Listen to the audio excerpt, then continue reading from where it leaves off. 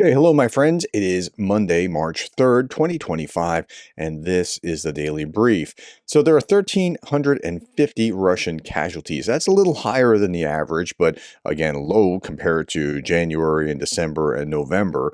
1,250-ish was about the average last month. It's about the average this month so far. So 1,350 is a little high, but not much. 11 tanks, 16 armored fighting vehicles, 60 artillery systems, 109 vehicles and fuel tanks. Okay, so President Zelensky posted this. Ukraine is fighting for the normal and safe life it deserves, for a just and reliable peace. We want this war to end, but Russia does not. And it continues its aerial T. Over the past week, more than 1,050 attack drones, nearly 1,300 aerial bombs, and more than 20 missiles have been launched at Ukraine. Just to give you some perspective of what it feels like for them. Okay, Russia struck Kharkiv overnight, residential buildings hit, animals killed in a petting zoo. Like, really? Russian drone attack on Kharkiv left 8 injured, including a child, after striking a residential building. Not just people, animals suffered too. A petting zoo was also hit with multiple animals killed. I'm not going to show you the animals killed because I just don't want to show that. Okay. A Russian missile hit a Ukrainian military training base. This was reportedly killing 150 Ukrainian soldiers, 30 foreign instructors. And this happened just a couple days ago. It was on March 1st.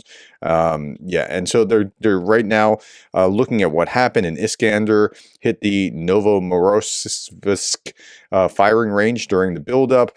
Everyone, people looking into it are saying that everyone who made decisions that day and everyone who did not make them in time, everyone will be held responsible. No one will hide behind explanations or formal reports. So it does look like the Russians actually pulled that off, and we have to show both sides. I mean, it's not a pleasant thing to report, but you have to show it. Okay, Russian partisans have burned. Now, these are Russians who are doing something to the Russians. Russian partisans burned the control system with the radar of an S-300 air defense system. Now, there are 3 parts of a S-300. There's the radar for detecting the targets at low altitudes. Then there's the actual control system. Okay, and they burned a control system with radar illumination and the guidance to air targets. And then there's up to 6 launchers that are related. So the partisans of the Liberator destroyed the most important part of the complex. That's the brain of it. Accordingly, the entire S-300 complex turns into a pile of iron until a new control system is installed. So, I mean, if you're trying to be efficient with what you're doing, that's a pretty efficient way of going. Okay, this was in Sputnik, and I'm showing you that it was in Sputnik for a reason. Russian drones versus NATO tanks. Who wins?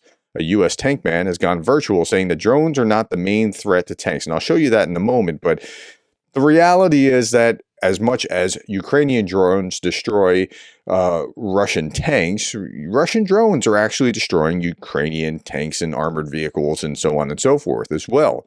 Now, here's the tankman talking about this.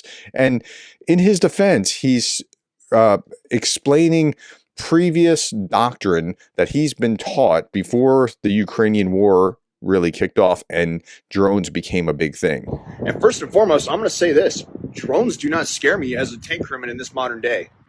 I know it's easy to say that, like, oh, well, you see so many tanks get taken on out with drones and blah, blah, blah, blah, blah. Well, guess what? If you actually look at the facts, more tanks are lost in conflicts that are going on right now due to artillery shells. Tanks are also being lost to drones just simply because of how tanks are being deployed today.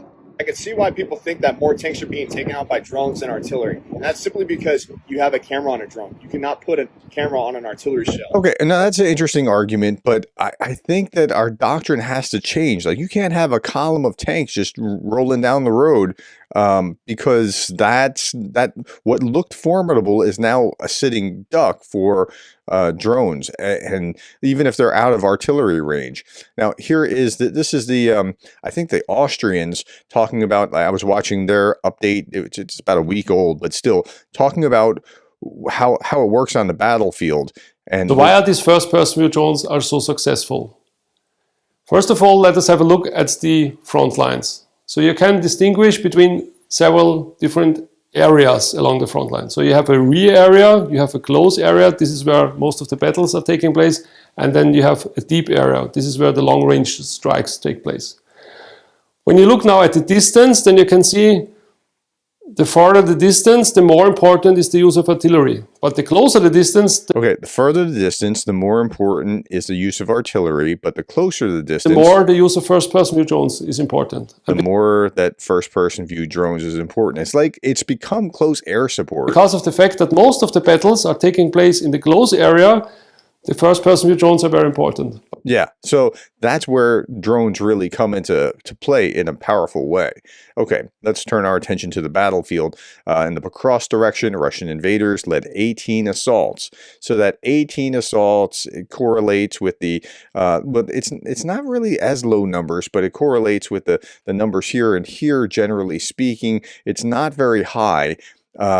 Yeah. Now, what we also want to look at is Ukrainian forces exploited shock tactics to reclaim vital supply route near Pakrovsk. Okay, so if we go into the article itself, the goal of the Ukrainian forces in this area is to retake control of the settlement of Kotlinny. Okay, to achieve this, the Ukrainians conducted multi-phase ground assault operation. The Ukrainian plan was first to suppress the Russian forces in Kotlinny with intense drone strikes and artillery shelling. So, like, the drones are a real big part of this, preventing them from maintaining their defenses and blocking their reinforcements. Subsequently, special forces and paratroopers would launch a combined assault and clear the village of Russian forces. So that's how they were going in and taking it. Like, the drones are an integral part of their, it's part of their combined arms now. Okay.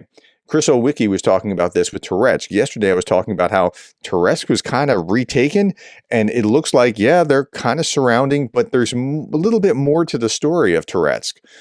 Recent Russian setbacks in the Ukrainian city of Toretsk are being blamed by Russian war bloggers on a familiar problem: commanders lying about their successes and taking the city on credit rather than on real life. Okay, so they're lying about it to look good before their superiors.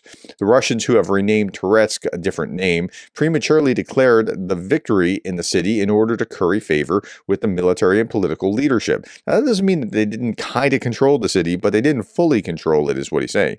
This sort of taking on credit has been a repeated phenomenon throughout the Ukraine war and has likely cost thousands of Russian lives.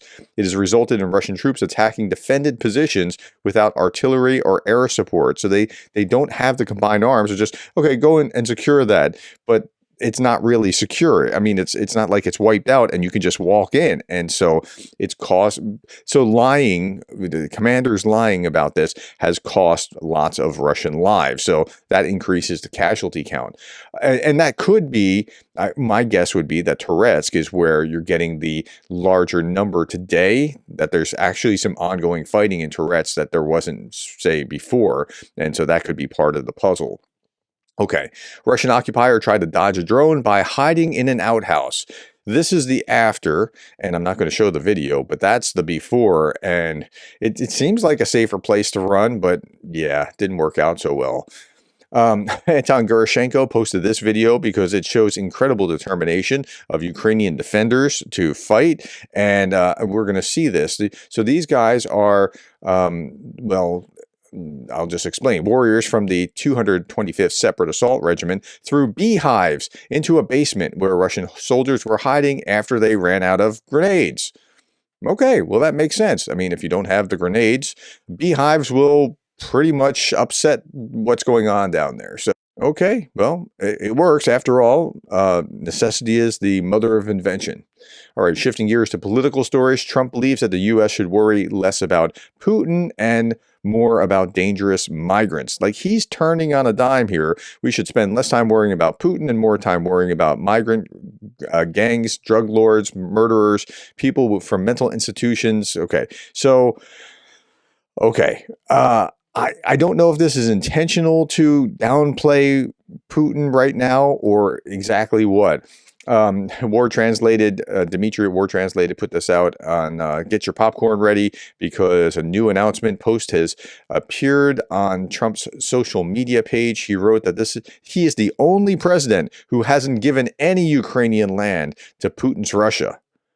Huh? Wait, we're talking about Trump again? Yeah. Trump has no ideological core that's directing him this way or that way. He's a pragmatist. You're going to get whiplash, I think, from Trump.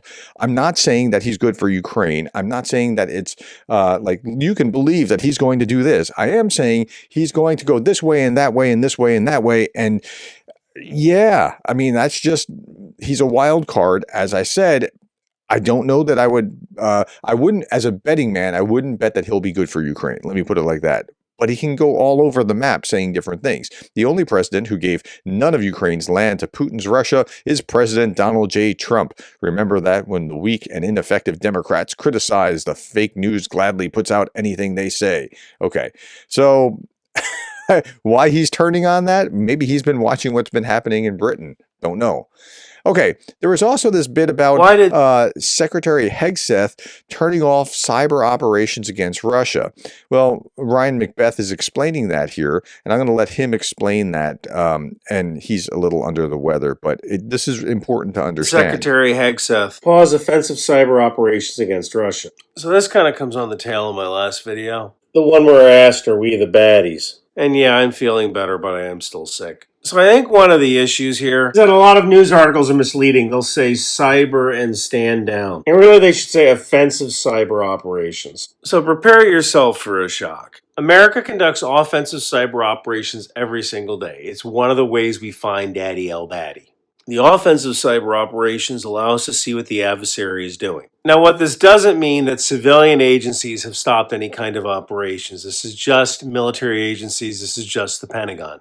So why do we do this? Well, we did this because we're negotiating with Russia over ending the war in Ukraine. I guess the idea here is that this is a good faith effort. We're going to stop cyber attacking you if you come to the table. Two problems. I don't think Russia is actually going to reciprocate, and we're losing all the intelligence we could use in negotiations by not performing these cyber attacks. Okay, so this probably isn't something Casper Weinberger would do, or maybe even Casper the Friendly Ghost. Don't get too wrapped around the axle about the alarmist headlines. We haven't turned off our defensive capabilities, and we can always turn the offensive capabilities back on.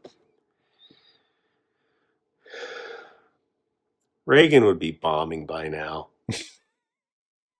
Okay, so that helps you understand the background of what's going on there.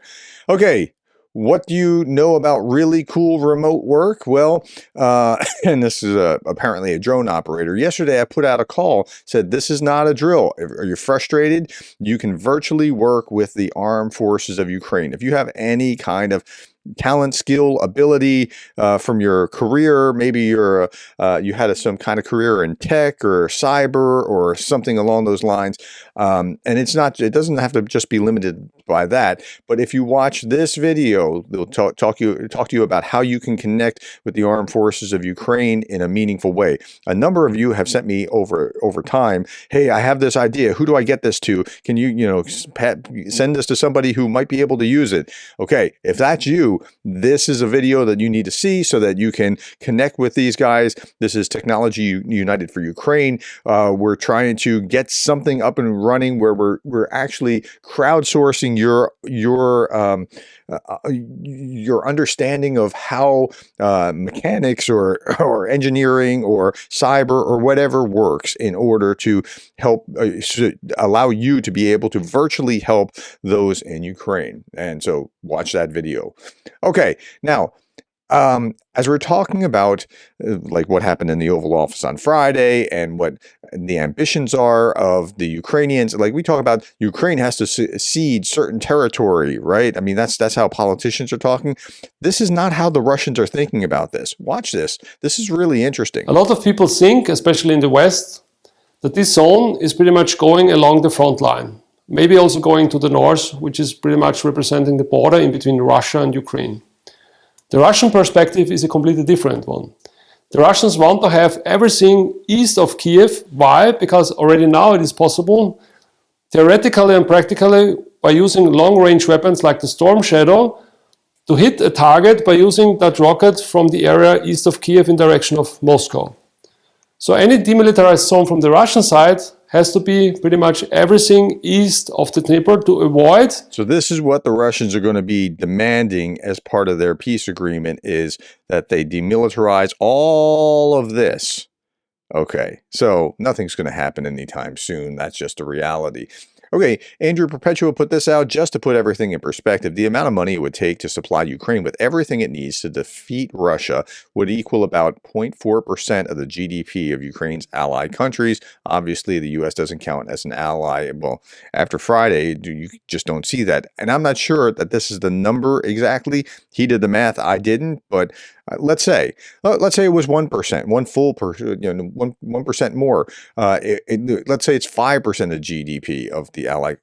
Still, it's a bargain compared to what could happen down the line. Okay, Darth Putin, on this day in 2022, we bombed the Babi Yar Holocaust Memorial. I remember that vividly. We are denazifying Ukraine by bombing Holocaust memorials and killing Holocaust survivors. Ukraine deserves this for provoking us by putting their border near our army. Okay, and I'll leave you with this image of Cleveland, Ohio, where the building is lit up in Ukrainian colors. And thank you, my friends, for your time. Thank you for the likes and the shares and the subscribes. And thank you for being the kind of person that cares about Ukraine.